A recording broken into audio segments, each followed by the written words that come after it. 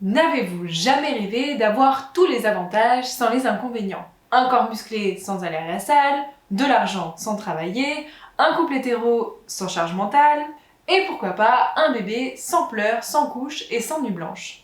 Bienvenue dans le monde merveilleux et souvent incompris des bébés reborn.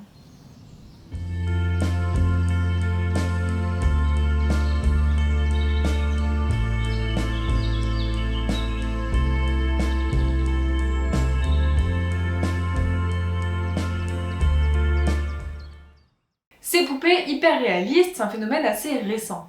Un peu trop pour avoir des analyses poussées à ce sujet. Aussi, je préviens que je prétends pas avoir tout compris dans cette vidéo. Mais j'avais quand même envie de me pencher sur ce sujet qui fait du bruit dans et en dehors de plus en plus de sa niche sur les réseaux sociaux.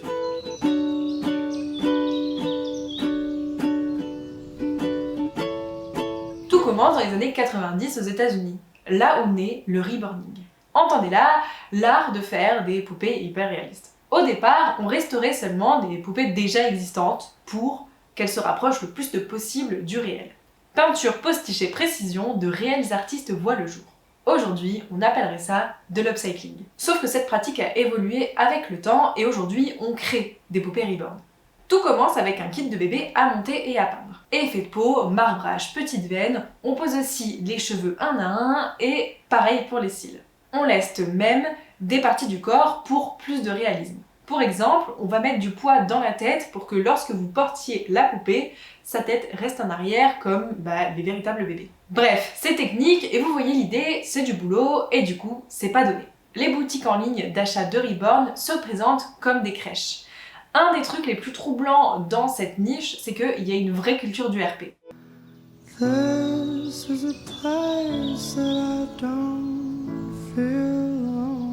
À la base, c'était des poupées qui étaient pas mal utilisées pour le cinéma et ensuite à des vertus thérapeutiques. Par exemple, on en voyait dans certains EHPAD pour aider des personnes qui ont la maladie d'Alzheimer.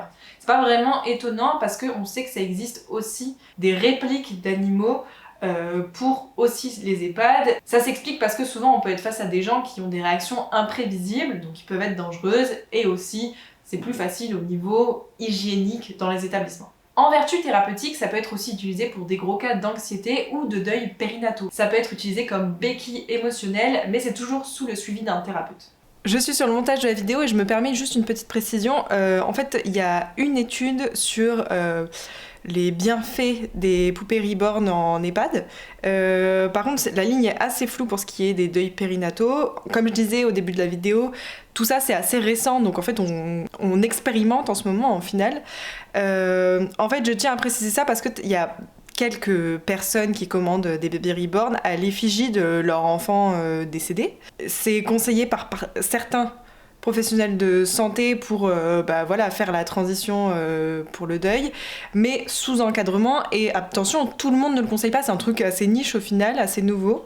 Donc voilà, je tenais à le préciser et puis on reprend quoi. Sauf que les poupées reborn, elles sont commercialisées depuis les années 2000 et elles séduisent pas seulement le corps professionnel ou médical, mais aussi des particuliers. On les appelle les collectionneurs reborn. Aujourd'hui, c'est une pratique qui s'est tellement popularisée qu'il y a de nombreux salons du reborn, rien qu'en France et partout dans le monde.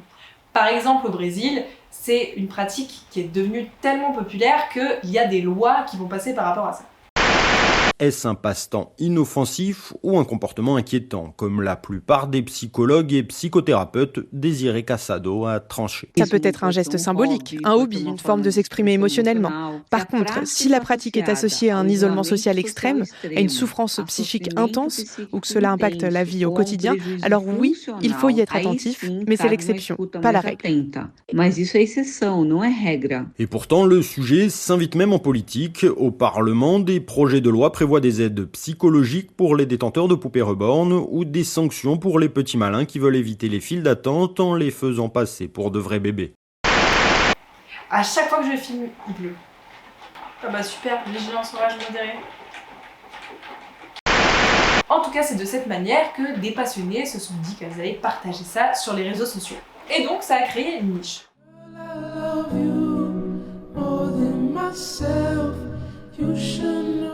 Mais avant de revenir sur ce qui se passe précisément sur les réseaux sociaux et de parler des dramas, j'aimerais préciser quelques petites choses. Déjà, je me suis demandé pourquoi ça dérangeait. C'est vrai, faut dire les choses, c'est pas très commun.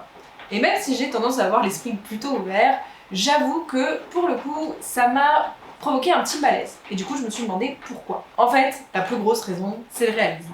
Il y a beaucoup de gens qui réagissent mal en disant qu'on dirait des bébés morts. C'est assez violent en vrai. La vérité, c'est que ça nous fait le même effet que quand il y a un robot un peu trop humanoïde qui dit des trucs terrifiants.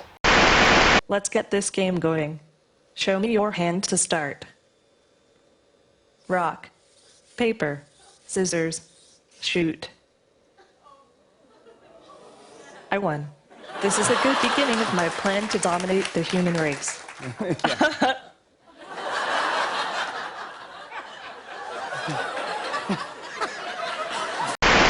L'entre-deux entre l'hyperréalisme et le faux crée un genre de malaise.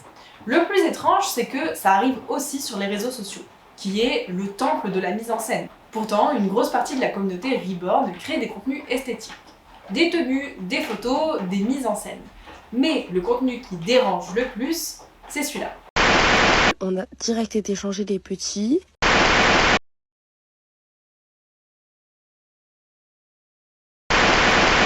Je n'ai pas pu changer mon bébé de 10 mois parce qu'une femme qui avait un bébé reborn, pardon, elles étaient deux au final, hein, je vous raconte petit à petit, elle prenait la place. Avec deux reborn, elle prenait la place. Je vis dans un petit centre commercial bien rafraîchissant et tout avec mon bébé. Soudainement, mon bébé fait... Donc je me dirige vers le côté toilette, mais côté enfant où on a une table à manger. Hein. Je patiente, je vois qu'il y a quelqu'un. Donc je ne pousse pas la porte, bien évidemment par respect. Et à un moment donné, cousine, ça fait 20 minutes, hein, 25 minutes. Je toque, tac tac, comme ça je fais. Elle ouvre la porte. Je vois 2 poussettes Cibex. Déjà je pète le seum, parce que moi j'ai une Kindercraft à 100 €. Et elle, les ancelles a mis 500 €. Je pète mon seum tranquillement à l'intérieurement. Je dis pas de problème. Prenez votre temps, vous êtes 2, je peux comprendre. À un moment donné, 25 minutes, 30 minutes, c'est un peu trop, c'est un peu trop. J'entends, tu sais, il réchauffe la bouffe au micro-ondes. Vous avez un pilier micro-ondes et vous avez la table à manger. Je sens l'odeur de la bouffe, je dis putain, elle est en train de faire manger son gosse et tout, ça prend du temps, elle aurait pu le manger dehors. Elles sortent avec des bébés reborn, des bébés en plasticas. Donc moi, vous me faites patienter pour changer mon réel enfant qui risque de faire une petite irritation parce qu'il faut que je change son petit caca, hein. Alors que vous êtes en train de nettoyer un petit appareil génital en plastique. Quand t'occupes une table allongée dans l'espace public, quand tu fais la queue pour des activités réservées à des enfants avec une poupée dans les bras, là on a un vrai problème. Parce qu'en face, il y a des vrais bébés, il y a des vrais parents avec des vrais besoins urgents et non négociables. Donc non, t'as pas les mêmes droits dans un espace public avec un objet que moi avec un être humain. On a déjà tellement de mal à trouver une vraie place pour nos enfants dans la société, donc si maintenant il faut négocier avec des poupées, on est mal barré. Je dis ça sans haine et sans moquerie, juste avec la colère d'une vraie maman. Ouais, je peux comprendre que ça coince un peu. Gaspillage alimentaire, 2 couches, achat d'objets onéreux pour bébés et surtout occupation des mères dans l'espace public. D'ailleurs, il y a beaucoup de collectionneuses, de passionnées qui précisent dans leur bio qu'elles pratiquent pas leur passion en public pour s'éviter des insultes. Mais elles prennent quand même très cher. Il y a qu'à voir les commentaires sous leurs vidéos. J'avoue que le gaspillage alimentaire et de couches, c'est juste pas possible. Par contre, cette histoire d'occupation de l'espace public, elle révèle quelque chose de bien plus large que juste changer un faux bébé dans un lieu public. Ça nous montre aussi que l'espace public n'est pas fait pour les femmes.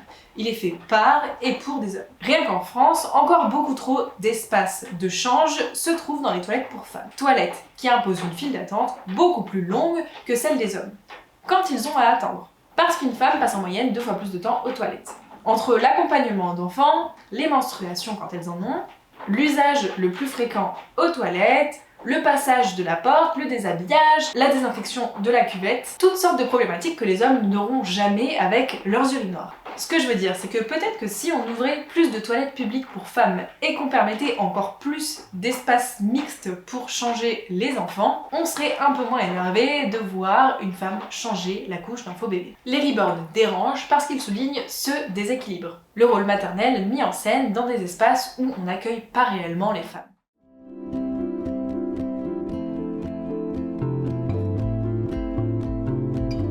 Si on creuse sur le rôle de la maman ou de la femme enceinte dans notre société, on se rend compte qu'il est plutôt valorisé. Parce qu'en fait, le rôle de la femme a longtemps été, et est toujours dans la tête de certains, d'enfanter. Ainsi, devenir mère devient le but dans la vie d'une femme, qu'elle le veuille ou non. On appelle ça l'injonction à la maternité. Les générations antérieures aux nôtres ne se posaient même pas la question. Déjà parce que la contraception n'existait pas. Donc en fait, que tu le veuilles ou non, si tu peux, il y a fort à parier que tu tombes enceinte. Et dans ces cas-là, pas vraiment possible d'avorter sans risque. C'est un choix sans en être un. Ou du moins c'est un choix bien plus compliqué à prendre qu'il n'est l'est aujourd'hui. Mais dans nos générations, on se pose la question. Et les raisons sont multifactorielles. Bon, déjà, il y a le progressisme. Le féminisme a sorti les femmes des foyers pour les mettre au travail. Nos grands-mères, pour les moins âgés, nos mères et nos générations, ont le droit d'être carriéristes. D'ailleurs, aujourd'hui, c'est de plus en plus rare de voir des mères au foyer, même avec le retour des tradwives. Et ça, c'est lié au facteur économique. Aujourd'hui, il est beaucoup plus rare qu'une famille de classe moyenne ou plus basse vive sur un seul salaire. Parce qu'en fait, nos dépenses essentielles liées au logement, à l'énergie et à l'alimentaire ont drastiquement augmenté. Aussi, on n'a pas trop le choix de faire bosser les 2 parents pour élever un enfant ou plus. La crainte climatique et écologique peut aussi freiner nos générations qui sont plus éveillées à ce sujet. Et aussi parce que la situation est beaucoup plus grave qu'avant. Faut-il mettre au monde des enfants dans justement ce monde-là? Finalement, la quête d'accomplissement personnel n'est plus limitée à la maternité. Aujourd'hui, les femmes ont le droit de rêver de voyages, de projets divers et variés, ou bien d'une carrière. En bref, on a le choix. Mais c'est aussi de plus en plus le cas dans le sens inverse. On peut faire le choix d'être parent aujourd'hui. On parle de projet bébé. On prépare de manière plus poussée l'arrivée d'un enfant. C'est comme ça qu'on voit se démocratiser des éducations alternatives dans les foyers, comme le très célèbre Montessori. Et normalement, ça devrait s'arrêter là. C'est un choix qui se respecte. Sauf que l'injonction à la maternité n'est pas terminée, et il y a encore des pressions, notamment dans le monde du travail. Parce que la société attend toujours qu'une femme ait des enfants, mais aussi qu'elle ait une bonne carrière, ou alors qu'elle soit performante. C'est comme ça que certaines entreprises se permettent de poser des questions qui, soit dit en passant, sont interdites, lors d'entretiens d'embauche, comme « Avez-vous des enfants ?» ou encore « Prévoyez-vous d'en avoir ?» Histoire de discriminer à l'embauche les femmes qui, selon eux, ne seraient pas assez disponibles pour l'entreprise.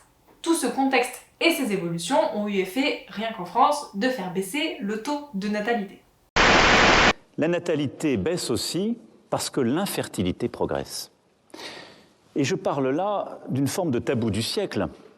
Mais les mœurs se changent. On fait des enfants de plus en plus tard. L'infertilité masculine comme féminine a beaucoup progressé ces dernières années et fait souffrir beaucoup de couples.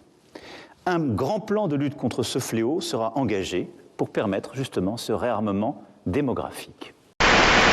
On va pas parler du fait que le président de la République demande aux femmes de pondre des gosses, ni même qu'il utilise un vocabulaire militaire pour ça. On va surtout parler du fait que derrière ce discours, il n'y a rien de concret. Pas d'augmentation de la durée des congés parentaux, pas de réelle politique d'aide aux familles, ni même de renforcement des services publics. Et d'ailleurs, c'est même le contraire. Donc on impose la responsabilité aux femmes d'une relève démographique, tout en les laissant galérer toutes seules avec un système qui ne suit pas. Pour en revenir aux poupées reborn, le fait d'en posséder et surtout de jouer le jeu de la mise en scène permet de performer le rôle de la jeune mère sans en avoir les inconvénients. En tout cas, jusqu'à ce que ça se sache. Parce que oui, cette pratique très controversée donne le résultat d'un harcèlement en ligne sans précédent. Toujours sur le montage, je tiens encore une fois à préciser que quand je parle d'un harcèlement en ligne, je ne parle pas du tout des 2 vidéos que je vous ai montrées plus tôt. D'ailleurs, elles ont été pas mal recoupées parce qu'elles sont longues, mais la vérité c'est que ces femmes-là expliquent qu'elles font bien la différence entre les femmes passionnées de poupées reborn qui ne débordent pas sur l'espace public et le gaspillage alimentaire, tout ça. Mais réellement, il y a une vraie moquerie en ligne et même une haine dans les commentaires qui est ultra récurrente à chaque fois. Voilà, juste pour les passionnés. Et voilà, je parle de ça. Voilà, je voulais vraiment être claire là-dessus. C'est pas tout blanc, tout noir. C'est hyper nuancé et voilà, fallait le dire. Les pratiquantes font face à une vague d'insultes et de moqueries, des critiques violentes aux relents sexistes, explique Désiré Cassado. Quand un homme adulte joue aux jeux vidéo ou collectionne des figurines de super-héros, c'est considéré comme un loisir. Par contre, si une femme adulte joue à s'occuper d'une poupée, cela devient pathétique ou pathologique. La haine de cette pratique révèle en fait une gêne plus profonde, celle de voir les femmes se libérer de la fonction d'être tout le temps utiles. alors qu'au fond, ce sont des femmes qui performent un rôle qu'on attend d'elles depuis les jeux symboliques de notre plus petite enfance. Et essayons de ne pas oublier qu'il s'agit d'une passion comme une autre, et que derrière ces contes de maman reborn ou de collectionneuse reborn se trouvent des jeunes femmes, ou des moins jeunes femmes d'ailleurs, avec un vécu plus ou moins complexe. I took a step back and I said, okay, Lucinda, do you really need these reborns or do you really want them? And I came to the conclusion that I needed them and I wanted them. I needed them because they helped me, because to go to a store and to walk by a baby section is painful. I had no reason to be there, but now I do. Now I can go into a baby section and be like, oh, that'll look cute on my doll, or oh, that'll look cute on, Joseph. That's when I realized not everybody's gonna understand this hobby, and that's okay. But as long as I do, that's all that matters. Peut-être que les reborn, c'est le seul espace pour certaines femmes de continuer à jouer à être mère sans se sentir jugée, culpabilisée ou épuisée. Et peut-être même que ce jeu dit quelque chose de très sérieux sur la façon dont on traite dans nos sociétés le désir, la maternité et la place des femmes.